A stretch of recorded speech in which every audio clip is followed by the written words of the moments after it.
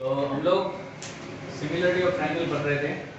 मैंने कल पहली एक्सरसाइज कराई थी इसकी, जिसमें ट्रू फॉल्स में आंसर देना था और फिल इन द ब्लैंक्स। ठीक है, कोई दिक्कत उसमें? और सबसे पहले हमने कल सीखा था कि दो ट्रायंगल कॉन्ग्रुएंट कब होते हैं और सिमिलर कब होते हैं। ठीक है, दोनों में डिफरेंस समझ में आया, कॉन्ग्रुएंसी और सिमिलरिटी में? यस। आपने 9th क्लास में कॉन्ग्रुएंसी के कुछ क्राइटेरिया पढ़े थे। दो ट्रायंगल को कॉन्ग्रुएंट करने के वो क्राइटेरिया थे।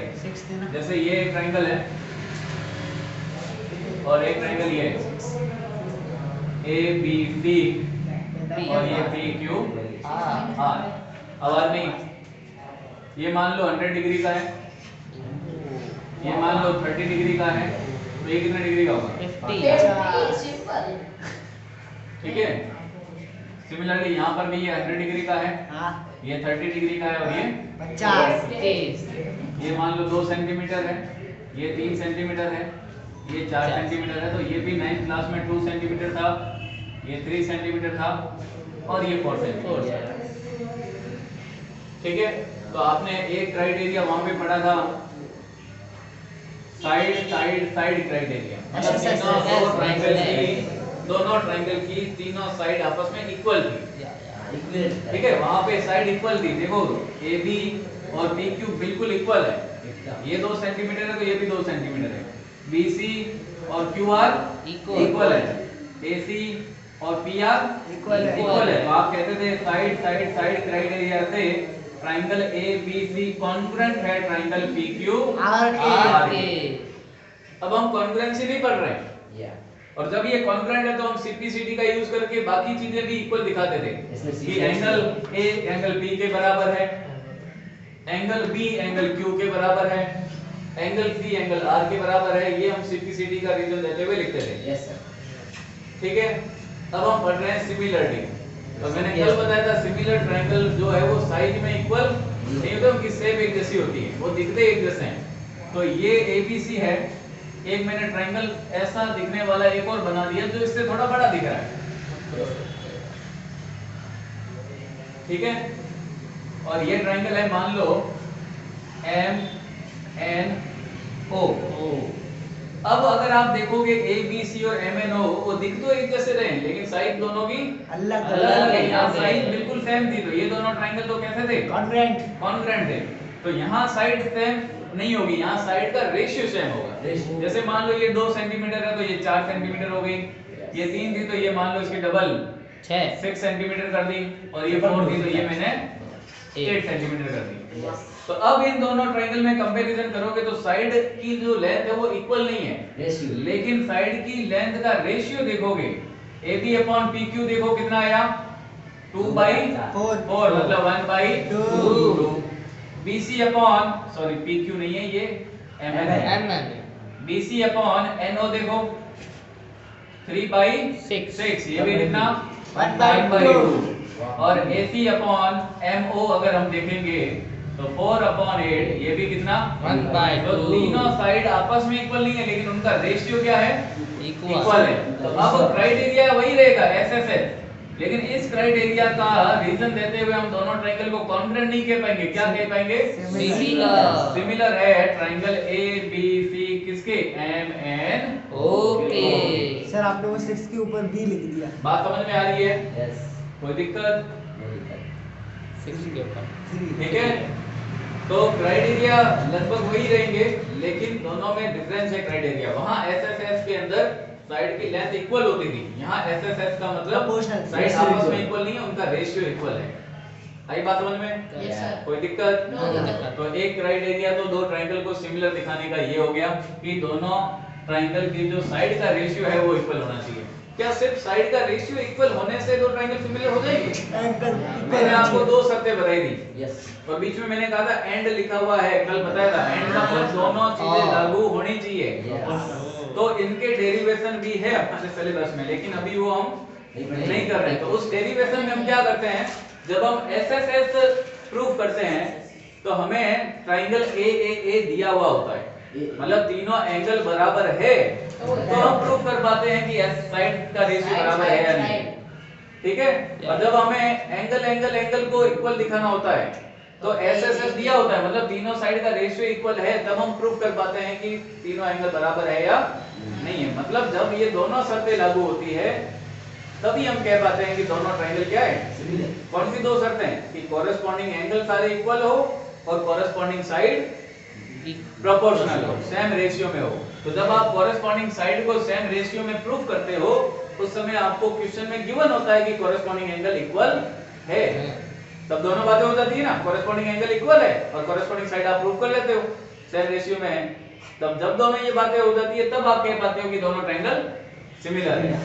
ठीक है, बात समझ में आ रही है? सिर्फ एक स्टेटमेंट से आप नहीं कह सकते कि ट्रायंगल आर सिमिलर और नॉट। सिर्फ कॉरेस्पॉन्डिंग एंगल इक्वल देखने से आप ये नहीं कह सकते कि ट्रायंगल सिमिलर है, उसके लिए आपको प्रूव करना पड़ेगा कि कॉरेस्पॉन्डिंग साइड भी प्रोपोर्शनल है। क्लियर? कोई दिक्कत? नो। तो इस तरह से हमारे सिलेबस में दो ट्रायंगल को सिमिलर दिखाने के कितने क्राइटेरिया है? 3 क्राइटेरिया है जो अभी मैं बता रहा हूँ, उनके डेरिवेशन में अभी नहीं करवा रहा हूँ, और उस पर जो एक्सरसाइज है वो अभी हमारे सिलेबस में है, बाकी सारा सिलेबस डिलीट हो चुका है इस चैप्टर का। आई बात समझ में? कोई दिक्कत? तो देख लो, ये दोनों ट्रायंगल सिमिलर है लेकिन ये दोनों ट्रायंगल कॉन्ग्रुएंट है, क्योंकि इनकी साइड भी इक्वल थी, एंगल भी इक्वल थे, या एंगल तो इक्वल है, एंगल तो इक्वल है लेकिन साइड का रेशियो इक्वल है, साइड आपस में इक्वल नहीं है। बात समझ में आ रही है? कोई दिक्कत? तो ये थोड़ा ध्यान रखना आप। क्लियर? चलो, ये नोट नहीं करना, अभी जो मैं लिखा रहा हूँ 3 क्राइटेरिया वो नोट करोगे। Similarity criteria, some criteria to prove two triangle similar. तो पहला क्राइटेरिया है हमारे सिलेबस में एंगल एंगल, या फिर एंगल एंगल एंगल। दो एंगल तो तीसरा अपने आप होगा। हाँ, actually criteria angle angle angle है, लेकिन अगर दो एंगल बराबर है तो भी हम दोनों ट्रायंगल को सिमिलर कहते हैं, क्योंकि जब दो बराबर है तो तीसरा ऑटोमेटिक बराबर हो 180 में से माइनस करने पे वही आएगा। बात समझ में आ रही है? तो तीनों एंगल अगर गिवन नहीं है, सिर्फ दो एंगल गिवन है और दोनों इक्वल है, तो आप एंगल एंगल क्राइटेरिया से भी दो ट्रायंगल को सिमिलर कह सकते हो। जैसे एक ट्रायंगल है ABC, ये 100 डिग्री, ये 30 डिग्री मान लो। एक ट्रायंगल है PQR, ये मान लो 70 डिग्री, 70 नहीं 50, ठीक है। और ये अगेन 100 डिग्री, ये ऑटोमेटिक 30 डिग्री होगा, ये कितना होगा 50 डिग्री होगा। तो देखो, इन दोनों ट्रायंगल में तीनों एंगल इक्वल है, लेकिन कोरेस्पॉन्डिंग एंगल अगर आप देखोगे तो इक्वल आपको नहीं दिख रहे होंगे, क्योंकि यहाँ 100 है, यहाँ 100 है, ठीक है, लेकिन यहाँ 30 है तो यहाँ 30 होना चाहिए। बात समझ में आ रही है? अगर मैं कोरेस्पॉन्डिंग की बात करूं तो अगर यहाँ पे देखो तो A कितना है 100, तो A का कोरेस्पॉन्डिंग कौन हुआ? B। ओके, B का कोरेस्पॉन्डिंग हुआ कौन? R, और C का कोरेस्पॉन्डिंग Q। आई बात समझ में? तो ट्रायंगल ABC और PQR सिमिलर नहीं है। ट्रायंगल ABC के सिमिलर कौन हुआ? ध्यान से देखो, A की जगह क्या लिखेंगे?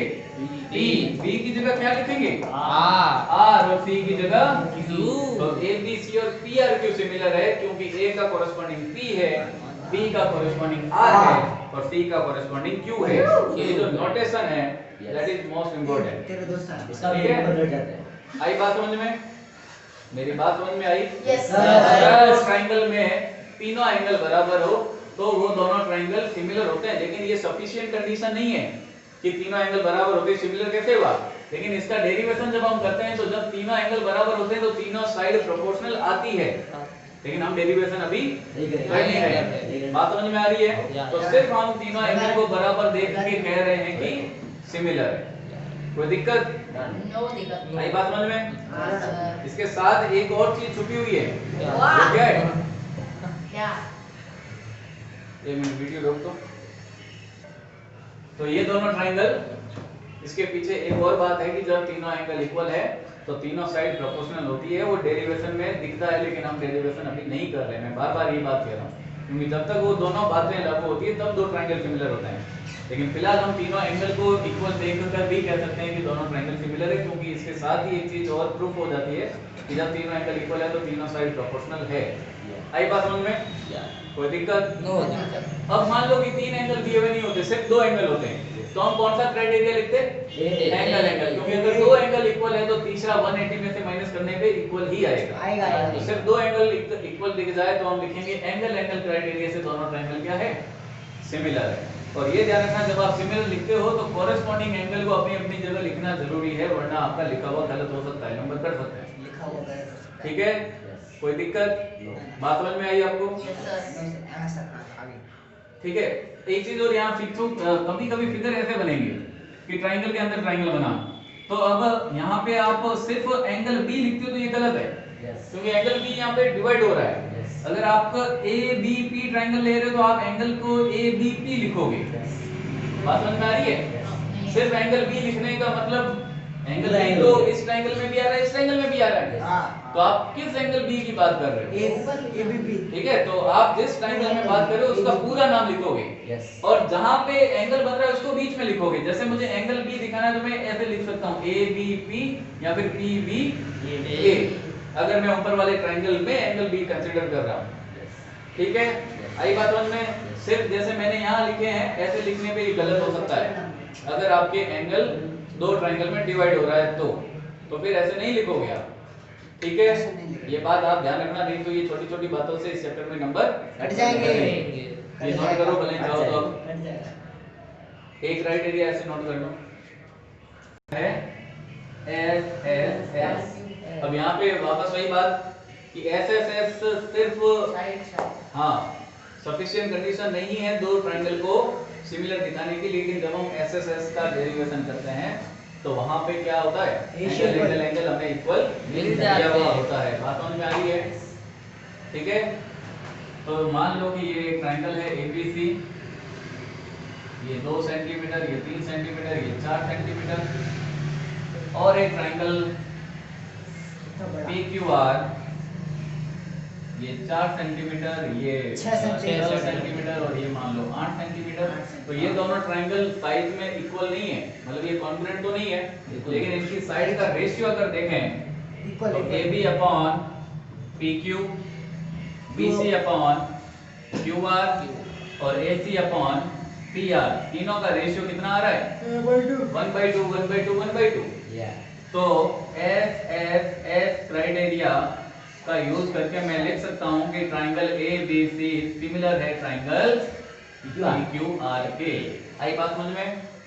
कोई दिक्कत? नोट कर लो ये क्राइटेरिया वो है SAS। ठीक है, तो third important criteria of similarity of two triangle उसमें है SAS।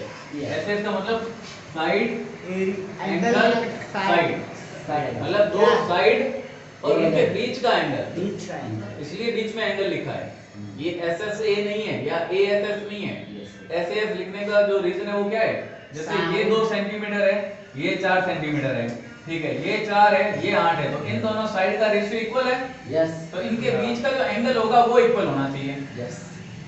मतलब ये एंगल और ये एंगल अगर इक्वल आ गए और इन साइड का रेशियो इक्वल है तो ये सिमिलर नहीं है। जिन दो साइड का रेशियो इक्वल है उनके बीच का एंगल इक्वल होना चाहिए। बात समझ में आ रही है? मान लो ये 60 डिग्री है तो ये भी 60 डिग्री होना चाहिए। ठीक है, तो ही आप ऐसे क्राइटेरिया का यूज करते हुए इन दोनों ट्रायंगल को सिमिलर कह पाओगे। तो यहाँ देखो AB upon PQ is equal to है AC अपॉन PR 1/2, और इन दोनों के बीच में एक एंगल बन रहा है। कौन सा एंगल? अब एंगल A में एंगल A नहीं लिखूंगा तो पूरा कैसे लिखूंगा? पूरा नाम क्या होगा एंगल A का? BAC अगर लिख रहा हूं तो इसको क्या लिखूंगा? QPR लिखूंगा, और ये दोनों भी इक्वल है कितने डिग्री का? 60। तो मैं कह पाऊंगा कि by SAS criteria triangle ABC is similar to triangle PQR। तो ये 3 इंपॉर्टेंट क्राइटेरिया है, इस पर बेस ये एक्सरसाइज है। आई बात समझ में? कोई दिक्कत? ये नोट लो।